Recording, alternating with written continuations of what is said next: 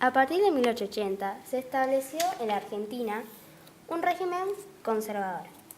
Con el ascenso de Julio Roca como presidente, muchos de sus integrantes contaban con un prestigio social. Este grupo se llamó Generación del 80. Participaron el médico funcionario José Mario Ramos Mejía, Carlos Pellegrini, el escritor Lucio Mansilla y el médico y escritor Eduardo Will.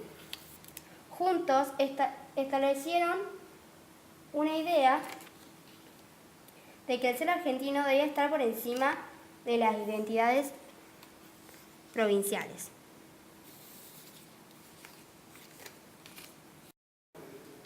En lo económico, adherían al liberalismo, que defendía la integración plena de la República en el mercado mundial.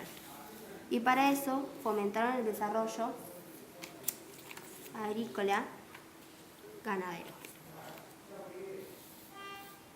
Por otra parte, adherían al positivismo, que sostenía que la única manera válida de conocimiento era científica.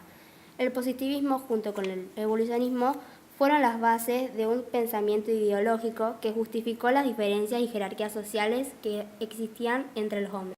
Otro rasgo fue su laicismo. Apoyaban la separación entre la Iglesia y el Estado. Impulsaron la ley de educación laica común y gratuita. Establecían una ley al matrimonio civil y la creación del Registro Nacional de Personas. También, otra de las cosas dentro del régimen conservador fue el fraude electoral, donde los hombres del régimen manipulaban el sistema electoral para garantizar el triunfo de sus candidatos. Vamos a hablar de la presidencia de Juárez Celman y el nacimiento de la Unión Cívica Radical. Luego de los 6 años de la presidencia de Roca, el candidato para sucederlo fue el cordobés Miguel Juárez Celman, un liberal ortodoxo quien era concuñado del presidente saliente, es decir, de Julio Argentino Roca. En los años anteriores, Celman se había desempeñado como gobernador, por lo que contaba con una gran experiencia a cargo de su provincia. Sin embargo, una vez electo, los problemas comenzaron a aparecer. Por un lado, intentó separarse de su mentor, lo cual generó conflictos en el seno del Partido Autonomista Nacional. Pero los problemas provinieron principalmente de la situación económica y política en general. En los primeros años de la expansión económica dentro de su presidencia había incrementado la especulación y la deuda externa, por lo que toma la decisión de alejarse de varias obras públicas. Tomó la decisión de emitir papel moneda sin autorización del Congreso Nacional, sin respaldo necesario en oro. Esto perjudicó el valor adquisitivo. La crisis acarreó el cierre de la mayoría de los bancos,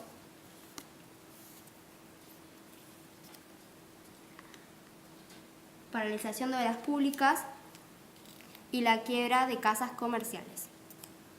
Generalizó la desocupación y agravó la situación de los trabajadores. A esta crisis se le sumó la crisis política. En 1889, algunos opositores al presidente formaron la agrupación política denominada Unión Cívica de la Juventud, que luego se llamó Unión Cívica. Estaba integrada por Bartolomé Mitre, Pedro Goyena, Bernardo Irigoyen, Aristóbulo del Valle y Leandro Alem. La coalición cívica fue amplia y hacía especial referencia a la defensa de libertades políticas y al rechazo al fraude electoral. Pero frente a la indiferencia de Juárez Celman y su mala gestión administrativa, la Unión Cívica decidió tomar cartas en el asunto.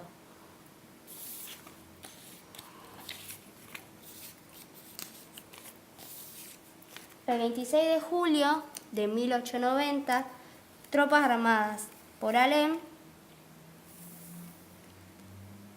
ocuparon el parque de artillería de la ciudad de Buenos Aires, decididos a destituir al cordobés de la presidencia.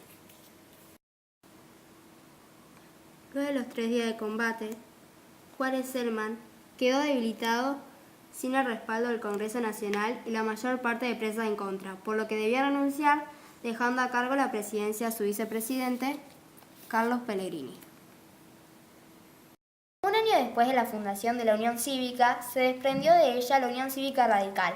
Estaba compuesta por aquellos que luego de la salida de Juárez Celman decidieron no acercarse a Pellegrini y al PAN.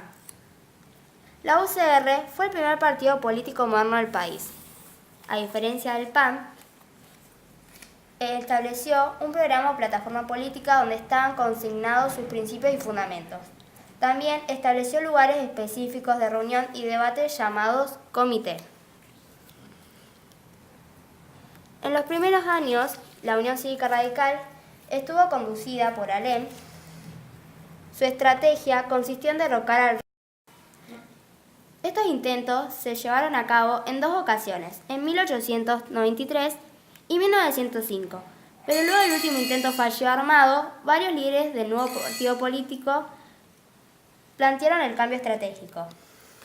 La nueva etapa que se iniciaba estuvo dirigida por Hipólito Yrigoyen, quien decide dejar las armas de lado para pasar a combatir las prácticas electorales fraudulentales. Así, la UCR logró sumar un número creciente de seguidores, en especial en medios urbanos, donde comenzaron a participar en comités y en conferencias radicales. De este modo, la UCR se transformó en la necesidad de transformar el régimen electoral para evitar violencia y fraude. En 1896, los socialistas de distintas agrupaciones fundaron el Partido Socialista, dirigido por profesionales de sectores medios. Este partido conformó un programa orientado hacia los trabajadores. Impulsó la reducción de la jornada laboral, estableciéndola en 8 horas, descanso semanal, prohibición de trabajo infantil y creación de tribunales laborales. En lo político, los socialistas promovieron la reforma electoral, que debía basarse en el voto secreto universal masculino.